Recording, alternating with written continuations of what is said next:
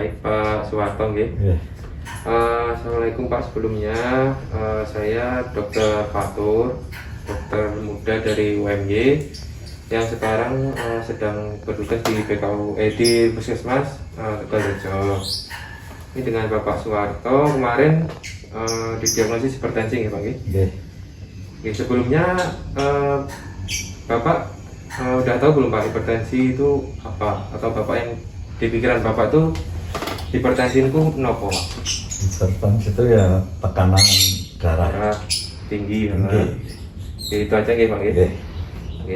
Terus kalau terkait perasaan Bapak kemarin kan sempat didiagnosis hipertensi kan nggih Pak. Perasaan Bapak pripun Pak setelah didiagnosis? Perasaan saya biasa saja, tapi terus dikasihkan obat mungkin bisa turun tekanan darahnya. Berarti rasa biasa mawon nggih. Mboten khawatir mboten nggih. Mboten. Kemudian kalau dari penyakit yang Bapak dapat tadi, hipertensi tadi Pak, ada hal yang bikin Bapak yang paling Bapak takutin itu apa Pak nanti dari hipertensi? Stroke mungkin ya. Bapak tahunya kalau hipertensi nanti dapat menyebabkan stroke mungkin ya. Baik Pak, jadi tadi Bapak sudah menjelaskan bahwa hipertensi itu dimana kalau tekanan darahnya tinggi kan ya Pak. Kemudian Bapak juga tidak merasa khawatir yang berlebihan, maksudnya yang biasa saja tapi masih minum obat kan ya Pak. Kemudian juga Bapak takutnya dengan didiagnosis hipertensi nanti dapat menyebabkan stroke. Jadi dari yang Bapak sampaikan tadi sudah benar Pak, garis besarnya sudah benar, dimana hipertensi ini jika tekanan darahnya itu lebih dari 140/90. Kemarin Bapak udah sempat di tensi 105 pindah Pak? 141. Ini kan udah di atas 140. Berarti kemarin udah sempat dikasih obat kan ya? Terus sebenarnya faktor-faktor pun Bapak sebelumnya udah tahu belum Pak? Faktor dari penyebab hipertensi itu kan apa?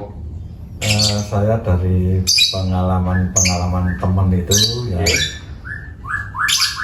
katanya itu apa, makanan yang asin, yang garam dan micin ya, masak. Niku mawon kali merokok dan minuman yang beralkohol. Baik Pak. Jadi benar Pak, untuk faktor risikonya itu sebenarnya ada dibagi menjadi dua Pak. Ada ini bisa sambil dibaca. Faktor risikonya ada dua. Faktor risiko yang dapat dimodifikasi dan faktor risiko yang tidak dapat dimodifikasi Pak. Jadi yang faktor risiko yang tidak dapat dimodifikasi itu misalnya usia.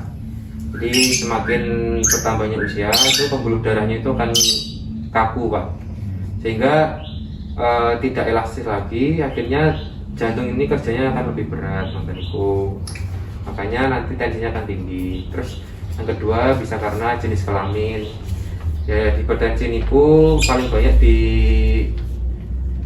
alami oleh laki-laki daripada perempuan. Terus juga riwayat dari keluarga. Kalau Bapak sendiri tadi nggak ada ya Pak ya, kalau riwayat dari keluarga mungkin untuk riwayat dari hipertensi. Kemudian kalau yang faktor risiko yang dapat diubah atau dimodifikasi, yang misalnya tadi yang Bapak sebutkan, makan makanan yang tinggi garam atau yang bermicin, terus merokok, kemudian kurang aktivitas, itu juga menjadi faktor risiko ya Pak. Terus juga bisa karena kolesterol. Nah Bapak tadi ada riwayat kolesterol nih Pak ya. Itu juga menjadi faktor. Jadi sedikit besok bisa dikurangi juga untuk makanan yang berkolesterolnya supaya tensinya juga nanti mengikuti rendah. Terus juga bisa karena kelebihan berat badan. Kalau dari Bapak tadi mungkin apa Pak faktor risikonya? Mungkin makan makanan yang asin. Juga makan Indomie ya. Terus tadi makanan yang berminyak gorengan nasi, terus sama nopo laut nih ya, nggih seperti udang, seperti nggih udang. Terus kalau merokok mboten nggih Pak? mboten nggih. Nggih. Sama satu lagi Pak, faktornya itu pikiran. Pikiran juga dapat menyebabkan peningkatan tensi gitu. Guys, terus kemudian kalau gejalanya sendiri, sebenarnya kalau hipertensi itu mboten enten gejalanya Pak. Makanya disebut juga silent killer atau pembunuh diam-diam. Karena pasien hipertensi itu kebanyakan mboten enten gejalanya. Nah, untuk gejalanya biasanya yang, tapi ada beberapa yang memiliki gejala, misalnya kayak sakit kepala, terus deg-degan, terus pusing berputar, kan ya sakit, atau matanya kabur mata. Nah, kemudian juga hipertensi niki juga dapat menyebabkan penyakit yang lain Pak. Jadi sebisa mungkin jangan diremehkan atau obatnya diminum terus, karena hipertensi nanti itu dapat menyebabkan bisa ke otak, menyebabkan stroke, apalagi dengan adanya kolesterol yang tinggi. Jadi sebisa mungkin dikontrol untuk tensinya gitu Pak. Kemudian juga dapat menyebabkan gangguan di jantung, karena jantungnya kan tensinya tinggi terus, kerjanya kan berat. Nah, nanti bisa jantungnya menjadi capek, akhirnya nanti gagal jantung kayak gitu Pak. Kemudian juga dapat menyebabkan gangguan saraf tadi dan stroke. Kemudian gangguan ginjal juga dapat disebabkan karena tekanannya tinggi, nanti pembuluh darah di ginjalnya itu bisa rusak gitu Pak. Gitu. Terus ada juga gangguan fungsi penglihatan juga bisa. Nah, tapi ya jangan khawatir Pak, semua itu ada obatnya, dan tergantung dari niat dari Bapak dengan memperbaiki kualitas hidupnya Bapak, atau kebiasaan yang buruk mungkin bisa ditinggalkan kayak gitu. Kemudian gimana caranya untuk mencegah supaya tidak menjadi komplikasi? Itu ada program pemerintah yang namanya Cerdik nih Pak ya. C-nya itu harus cek kesehatan secara berkala. Jadi kan Bapak kemarin udah cek ya Pak ya di puskesmas, diberi obat amlodipin ya Pak ya. Nah, nanti bulan depan jangan lupa untuk cek lagi. Mama obatnya udah habis ya? Iya, kalau udah habis langsung aja. Jadi setiap hari obatnya diminum, insya Allah nggak ada efek sampingnya Pak kalau obat dari sini Bu. Justru kalau nggak diminum itu yang bahaya. Oke. Kemudian juga kalau merokok ya di stop merokoknya. Kemudian yang R-nya itu rajin aktivitas fisik. Jadi justru dengan tensi yang tinggi itu harus diimbangi dengan aktivitas fisik. Tapi ya kalau bisa aktivitas yang aerobik Pak, misalnya badminton tadi makanya ya boleh, terus jalan santai atau jogging atau berenang itu boleh, supaya pembuluh darahnya itu lentur.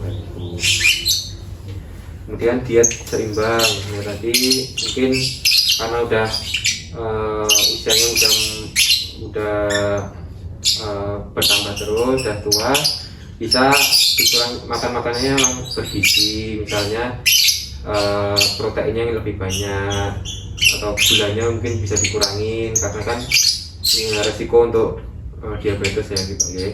Tapi tadi Bapak nggak ada keturunan ya Pak ya?